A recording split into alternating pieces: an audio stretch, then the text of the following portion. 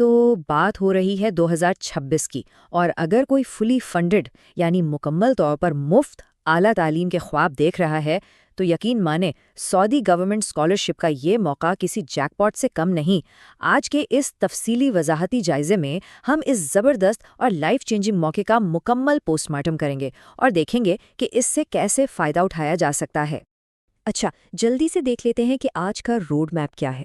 سب سے پہلے ہم اس فلی فنڈڈ خواب کی حقیقت جانیں گے، پھر دیکھیں گے کہ کون اپلائی کر سکتا ہے، اس کے بعد لازمی کاغذات کو اکٹھا کرنے پر بات ہوگی، پورٹل کے پیچیدہ نظام سے کیسے نمٹنا ہے، صحیح پروگرامز کا انتخاب، اور آخر میں کامیابی کی کچھ ایسی زبردست ٹپس جو عام طور پر کوئی نہیں بتاتا۔ چلیں سیدھا کام کی بات پر آتے ہیں۔ تو پہلا حصہ اور شاید سب سے زیادہ پرکشش حصہ، یہ فلی فنڈڈ اسکالرشپ دراصل ہے کیا؟ یعنی اس میں طلباء کو مالی طور پر کیا کیا شاندار فوائد ملنے والے ہیں؟ ذرا ان فوائد پر غور کریں، یہ واقعی کمال کا پیکج ہے۔ اس میں کوئی ٹیوشن فیس نہیں دینی، بالکل زیرو۔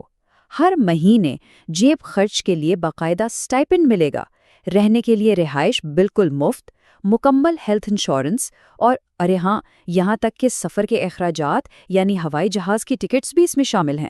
مطلب طالب علم کا سارا فوکس صرف اور صرف اپنی بیچلرز، ماسٹرز یا پی ایچ ڈی کی پڑھائی پر ہونا چاہیے، پیسوں کی ٹینشن بالکل نہیں۔ اور یہ جو صفر کا ہنسا ہے نا، یہ واقعی بہت بڑی خوشخبری ہے۔ آفیشیل پورٹل پر اپلائی کرنے کی فیس بالکل صفر، کوئی ایک پیسہ نہیں لگنے والا۔ تو اس کا سیدھا سا مطلب ہے کہ اس میں قسمت آزمانے میں کوئی مالی نقصان نہیں ہے، یہ بالکل رسک فری ہے۔ خیر، فوائد تو بہت شاندار ہیں، لیکن اب تھوڑا حقیقت کی طرف آتے ہیں۔ آخر اپلائی کون کر سکتا ہے؟ دیکھیں، جہاں مراد اتنی زبردست ہوں، وہاں بنیادی شرائط بھی اتنی ہی سخت اور واضح ہوتی ہیں۔ یہاں بالکل واضح کر دیا گیا ہے کہ کس ڈگری کے لیے کیا شرائط ہیں۔ اگر بیچلرز کرنا ہے تو زیادہ سے زیادہ عمر 25 سال اور 12 سالہ تعلیم ہونی چاہیے۔ ماسٹرز کے لیے عمر کی حد 30 سال اور 16 سالہ تعلیم لازمی ہے، جبکہ پی ایچ ڈی کے لیے 35 سال کی عمر اور 18 سالہ تعلیم کی شرط رکھی گئی ہے۔ یہ وہ بنیادی لکیر ہے جسے عبور کیے بغیر درخواست آگے جا ہی نہیں سکتی۔ شرائط کو سمجھنے کے بعد اب باری آتی ہے تیاری کی، مطلب کون سے کاغذات ضروری ہیں۔ ایک بات تو طے ہے کہ اگر کاغذی کارروائی بالکل درست اور مکمل ہو تو سمجھیں آدھا میدان تو ویسے ہی مار لیا۔ دیکھیں، کچھ دستاویزات تو ایسی ہیں جن پر پورٹل میں بھی سرخ ستارہ یا ایسٹرسک لگا ہوتا ہے، یعنی ان کے بغیر گزارا نہیں۔ ایک ویلڈ پاسپورٹ، آپ کی تعلیمی ڈگریاں اور ٹرانسکرپٹس، اور سب سے اہم پولیس کلیئرنس سرٹیفکیٹ۔ یہ ایک لازمی سیکیورٹی کلیئرنس ہے، اس کے بغیر کوئی بھی اپلیکیشن نامکمل تصور ہوگی اور آگے بالکل پروسیس نہیں کی جائے گی۔ یہاں ایک بہت ہی خاص ٹپ ہے، ذرا غور کیجیے گا، اپنی تعلیمی دستاویزات کا عربی میں ترجمہ کروانا۔ ویسے تو شاید اس سال پورٹل پر اسے سختی سے لازمی قرار نہ دیا گیا ہو، لیکن پرانے تجربات بتاتے ہیں کہ یہ ایک زبردست حکمت عملی ہے۔ جب ٹرانسکرپٹس عربی میں ہوتی ہیں تو یہ چیک کرنے والوں کو بتاتا ہے کہ یہ امیدوار اس موقع کے لیے واقعی سنجیدہ اور محنتی ہے۔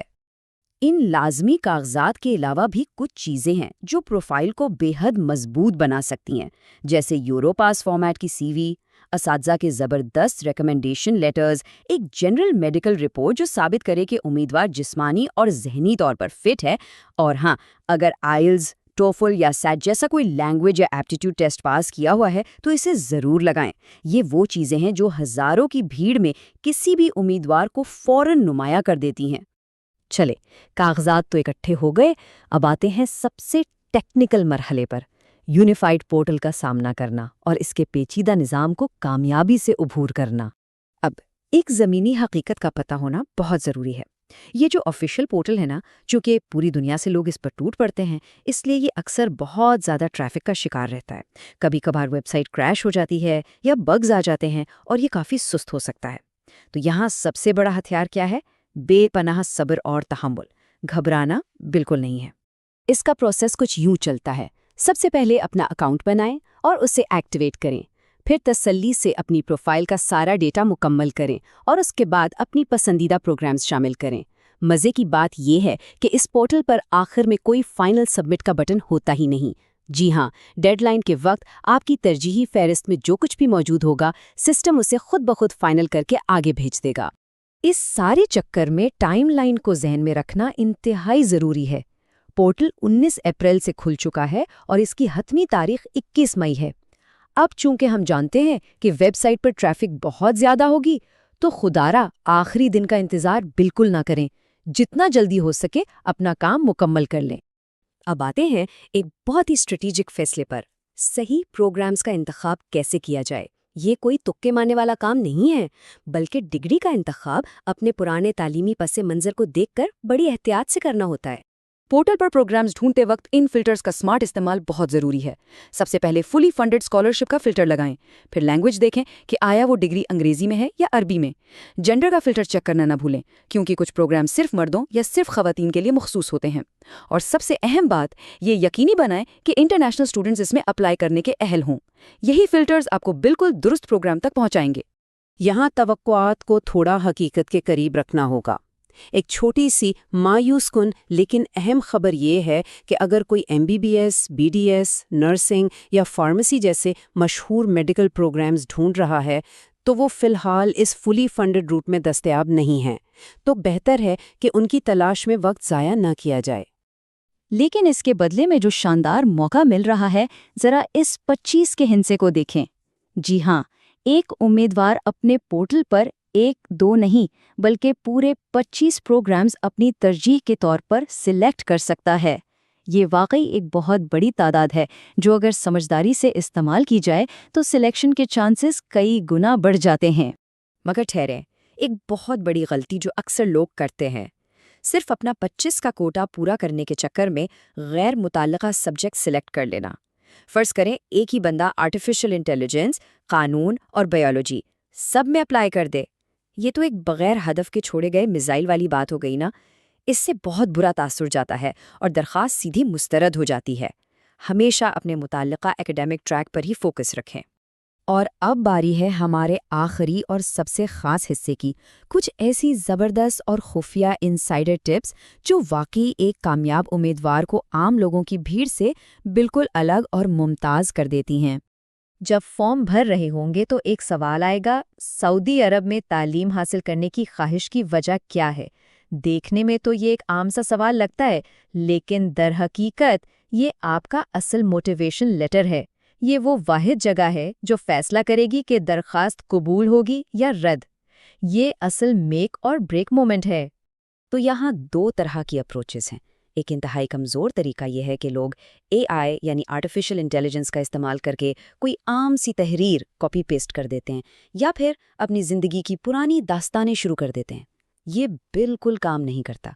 इसके मुकाबले में एक विनिंग अप्रोच वो है जहां मुकम्मल रिसर्च के बाद एक बहुत ही मखसूस और टारगेटेड वजह बताई जाए कि आखिर दुनिया के बाकी तमाम ममालिक को छोड़कर सऊदी अरब का ही इंतखाब क्यों किया। यही वो टारगेटेड जवाब है जो असल फ़र्क पैदा करता है। उसके साथ साथ जो लोग मास्टर्स या PhD के लिए जा रहे हैं, उनके लिए एक ज़बरदस्त और मुतल्लिका रिसर्च प्रपोजल तो बस फ़र्ज़ समझ लें। अगर कोई पोस्ट ग्रेजुएट उम्मीदवार बगैर किसी ठोस रिसर्च प्रपोजल के अप्लाई कर रहा है, तो यकीन माने वो अपनी दरख्वास्त खुद रद्दी की टोकरी में फेंक रहा है। ये एक ऐसी लाजमी शर्त है जिस पर कोई समझौता नहीं। तो बात यह है कि तमाम शराइत, तरीके और अंदर की टिप्स अब बिल्कुल वाज़ेह हो चुकी हैं। सवाल सिर्फ ये रह जाता है कि क्या मुस्तकबिल के ये स्कॉलर्स वो भरपूर मेहनत और फोकस दिखाने के लिए तैयार हैं जो इस पोर्टल को फतह करने के लिए दरकार है। इस वजाहती जायजे का मकसद ही ये था कि तमाम रास्ते और हिकमत अमलियाँ सामने रख दी जाएं। अब बारी है इन मालूमात को इस्तेमाल करने की, अमली कदम उठाने की और इस फुली फंडेड ख्वाब को हकीकत में बदलने की। तो क्या आप लोग इस शानदार सफ़र के लिए तैयार हैं?